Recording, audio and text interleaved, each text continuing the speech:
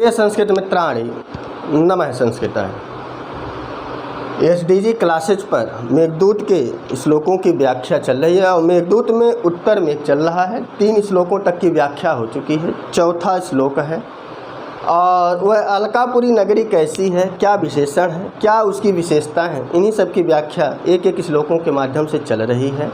अब जो है यक्ष उस नगरी के बारे में बताता है कि वह जो नगरी है वहाँ के लोग कैसे हैं, तो उसी के बारे में व्याख्या की गई है। हाँ, चैनल पर नए हैं, पहली बार हैं, तो ज़्यादा से ज़्यादा लोगों को शेयर करें, क्योंकि निःशुल्क सेवा है। जितना हो सकता है आपको देने का प्रयास करते हैं, क्योंकि कुछ लोग संस्थानों तक नहीं पहुंच पाते जो दूर दराज ग्रामीण इलाकों में रहते हैं, और कुछ के लिए तो पहुंचना भी आसान होता है। तो उन सब को देखते हुए कि सभी का लाभ हो, तो यदि आप इस वीडियो के माध्यम से हमारे चैनल तक पहुंच रहे हैं, उन लोगों तक भी पहुंचाने का प्रयास करें। तो आइए हमारे साथ वाचन कीजिए कि आनंदोत्थम नयन सलिलम यत्र नान्यनिमित्तै नान्यस्तापः कुसुम सरजात् इष्ट संयोग साध्यात् नापन्यस्मात् प्राणय कलहा द्विप्रयोगोपपत्तिः वित्तेषाणां न च खलु वयो यौवनादन्यदस्ति।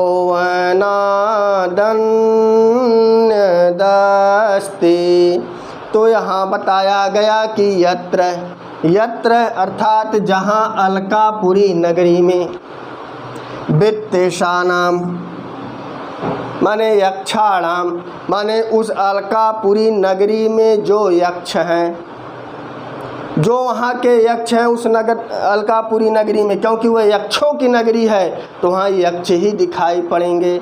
इसीलिए वित्तेषाणाम, यत्र वित्तेषाणाम माने जहाँ कहाँ माने उस अलकापुरी नगरी में या उस अलकापुरी नगरी में जो यक्ष हैं।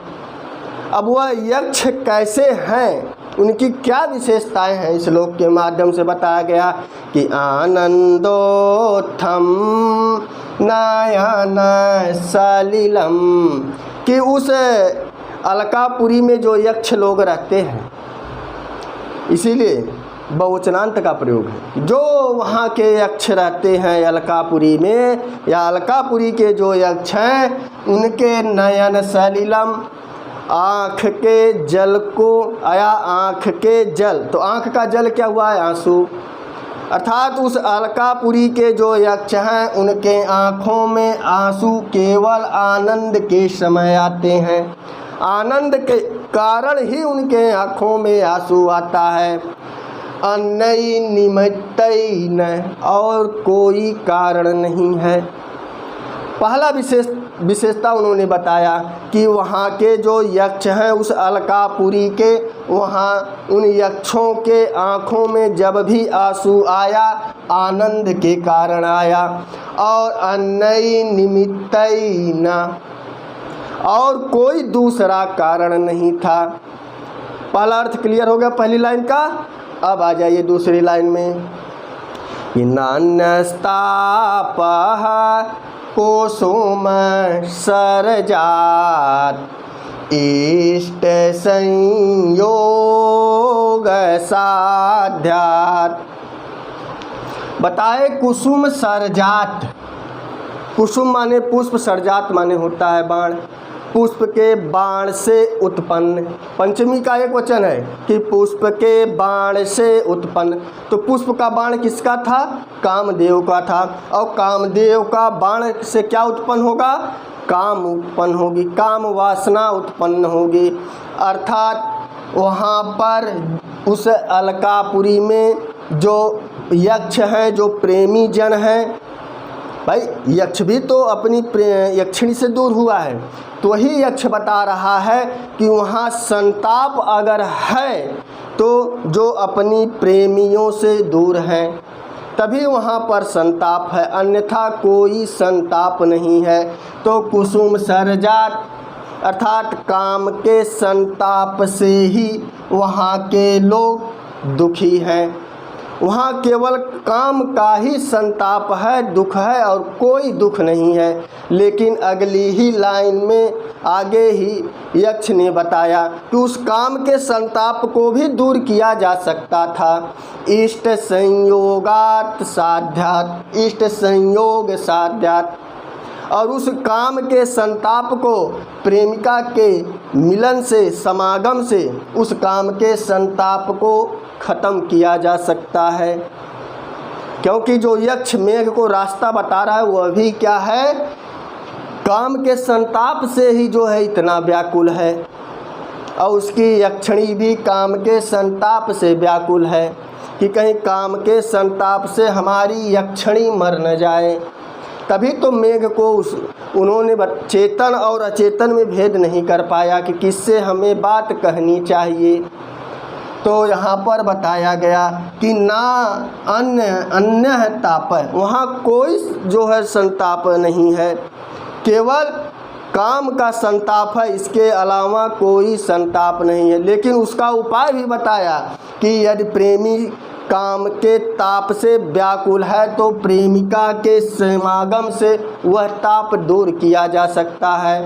कोई पुत्र यदि माता से अलग है या माता से कोई पुत्र अलग है तो उसके इष्ट संयोग, उसके मिलन से, पुत्र के आने से उस माता का संताप दूर हो जाएगा।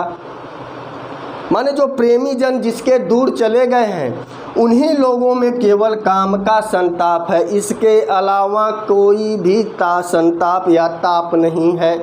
क्लियर हो गया।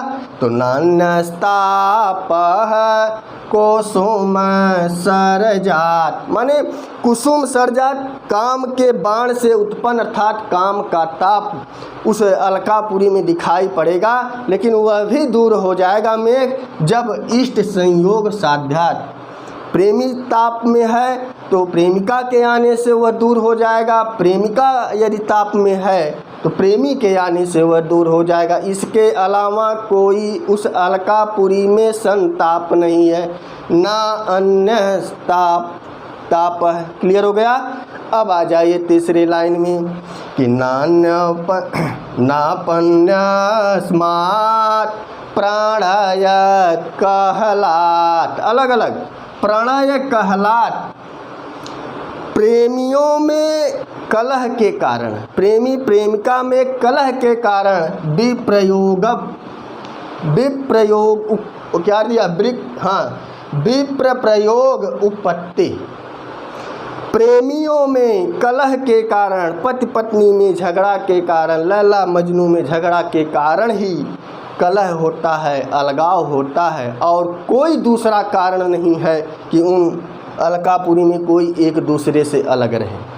केवल प्रणय कलह होता है प्रेम में, अर्थात प्रेम के कारण या प्रेमियों में आपसी झगड़े के कलह के कारण ही दो लोगों में विप्रयोग अलगाव होता है, एक दूसरे से अलग रहते हैं, ना अन्यस्मात्, और कोई दूसरा कारण नहीं।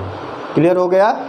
पहली लाइन में बताया कि वहाँ पर केवल और केवल आनंद के आंसू बहते हैं, कोई दूसरा कारण नहीं। दूसरी लाइन में बताया कि वहाँ कुसुम अर्थात कामदेव के काम से लोग पीड़ित हैं और किसी कार्य से पीड़ित है नहीं, किसी अन्य कोई कार्य से कोई पीड़ित है नहीं है। और उसका उपाय भी बताया है कि जो काम से पीड़ित है उनके प्रियजन यदि आ जाते हैं तो वह भी काम से पीड़ित नहीं रह जाते, उनकी काम वासना व उनकी काम पीड़ा समाप्त हो जाती है। तीसरा बताया कि वहाँ कलह झगड़े में ही अलगाव होता है और कोई झगड़ा उस नगरी में नहीं होता। तो प्रणय कहलात माने प्रेम से, कलह से, कहलात से उत्पन्न जो अलगाव है वही होता है विप्रयोग उपपत्ति, अन्यस्मात् और कोई दूसरा न अन्य कारण नहीं है। न अस्मात् सब पंचमी है, कहलात अस्मात् मन और इसके अलावा कोई दूसरा कारण नहीं है। और चौथी लाइन में बताया कि यौवनात्, यौवनात् अन्यतः दिया ना, यौवनादन्य दस्ति है तो यह द का त हो जाएगा, अस्तिलाद में आ जाएगा। तो यौवनात् अन्यतः वयः अस्ति खलु अस्ति, अर्थात वहाँ के जो यक्ष लोग होते हैं हमेशा यौवन अवस्था के अलावा कोई दूसरी अवस्था नहीं है, अर्थात वहाँ सभी लोग युवावस्था में ही रहते हैं। 4 चीज़ें बताई गई कि पहला आनंद के आंसू वहाँ बहते हैं और कोई दूसरा कारण नहीं है वहाँ के यक्षों में। जब भी उनके आंसू आँखों में दिखाई देगा यक्ष के, तो वह हमेशा आनंद के आंसू दिखाई देंगे, अन्य कोई दूसरा कारण नहीं होगा। हमेशा वहाँ के लोग अगर पीड़ित दिखाई पड़ेंगे तो काम से पीड़ित दिखाई पड़ेंगे। जिनके प्रेमी जन दूर चले गए हैं ऐसे व्यक्ति ही काम से पीड़ित दिखाई पड़ेंगे। लेकिन उनका भी एक समाधान बताया कि इष्ट संयोग साध्यात, लेकिन प्रेमी जन के मिलने से, उनके समागम से वह भी काम पीड़ा समाप्त हो जाएगी। और तीसरा बताया कि प्रणय कलह में ही वहाँ अलगाव होता है, एक दूसरे से दूर रहते हैं, अन्य कोई कारण नहीं है कि वह एक दूसरे से हमेशा दूर रहें, अर्थात कोई कारण नहीं कि वह एक दूसरे से दूर रहें। केवल प्रणय काल में ही, अर्थात प्रेमी लोगों में ही, पति पत्नियों में ही जो झगड़े होते हैं तभी थोड़ी देर के लिए वो अलग रहते हैं, अन्यथा वहाँ कोई एक दूसरे से अलग नहीं रहता। और अंत में बताया कि वहाँ के जो यक्ष लोग हैं हमेशा यौवन अन्य माने दूसरी अवस्था को, वय माने अवस्था को प्राप्त नहीं होते, हमेशा युवा अवस्था, वय माने होता है अवस्था, खलु माने निश्चित, खलु शब्द आया है निश्चित के लिए, वह हमेशा जवानी की अवस्था में ही रहते हैं। ऐसी अलकापुरी में हे मेघ तुम्हें जाना। यत्र यक्षाणाम, जहाँ के यक्ष, अब यक्षों की विशेषता बताई गई कि यत्र माने अलकापुरी में वित्तेशानाम यक्षाणाम, वित्तेशानाम यक्षाणाम, जो जहाँ अलकापुरी में जो यक्ष हमेशा आनंद के आंसू जिनकी आँखों में बहते हैं, जहाँ काम से ही पीड़ित केवल यक्ष रहते हैं और कोई उन्हें पीड़ा नहीं होती, प्रणय कलह में ही वह अलग होते हैं। प्रेम के कारण ही तो अलग हुआ था यक्ष, तभी तो उसके स्वामी ने शाप दिया कि तुम्हें रामगिरी पर्वत पर रहना है। अब वही यक्ष बता रहे, कलह के कारण ही लोग अलगाव है, बाकी किसी के कारण वहाँ अलगाव की स्थिति नहीं है। और बताया कि वहाँ के लोग हमेशा युवा अवस्था में ही रहते और कोई अवस्था उन लोगों के यहाँ आती ही नहीं, हमेशा जवानी की अवस्था में रहते हैं। तो यह श्लोक का भाव रहा। एक बार हमारे साथ वाचन कीजिए कि आनंदोत्थम नयन सलिलम यत्र नान्यैर्निमेतै नान्यस्तापः कुसुम सरजादिष्ट संयोग साध्यात् नापन्यस्मात् प्राणय कहलात् विप्रयोगोपपत्तिः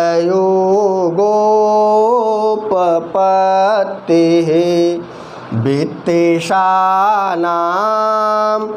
न च खलु अयो यौवनादन्यदस्ति।